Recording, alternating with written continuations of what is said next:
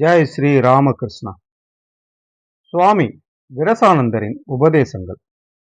தீட்சை பெற்ற சில காலத்திற்குள்ளேயே பலர் ஏன் மனம் அமைதியாகவில்லை, எங்களால் ஏன் சரியாக தியானிக்க முடியவில்லை, மனம் அமைதி அடைவதற்கு ஏதாவது செய்யுங்கள் என்று நச்சரிக்கின்றனர். மனதை ஒருமுகப்படுத்துவதும் தியானம் கைகூடுவதும் எளிதான விஷயங்களா என்ன? பல பிறவிகளாக புலன் இன்பங்களில் கொண்டிருந்த பற்றே சம்ஸ்காரங்களாக ஒன்று திரண்டு மனதை புற விஷயங்களில் பற்றுக்கொள்ளும்படி செய்கின்றன.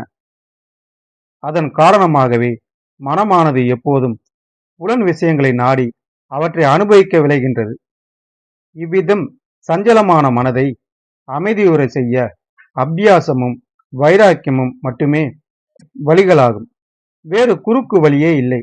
நாள் கணக்கில், மாதக்கணக்கில், வருடக்கணக்கில் பொறுமையுடனும் உறுதியுடனும் குரு உபதேசித்த வழிமுறைகளின்படி ஜபமும் தியானமும் செய்து வர வேண்டும்.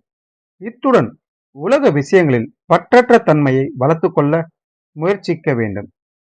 எந்த அளவுக்கு புலன் விஷயங்களில் மீதுள்ள பற்று குறைகிறதோ அந்த அளவுக்கு உனது இஷ்ட தெய்வத்தின் மீது அன்பும் பக்தியும் அதிகரிக்கும்.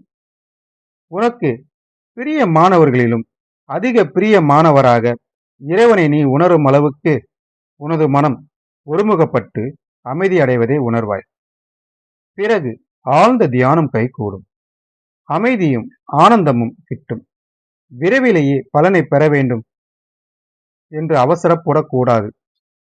தொடர்ந்த ஆண்டுகளில் விளைச்சல் மோசமாக இருந்தாலும் விடாமல் நிலத்தை சாகுபடி செய்யும் பரம்பரை விவசாயியை பற்றி ஸ்ரீ ராமகிருஷ்ணன் கூறுவதை கருத்தில் கொண்டு ஆன்மீக சாதனைகளை விடாமல் செய்து வர வேண்டும்.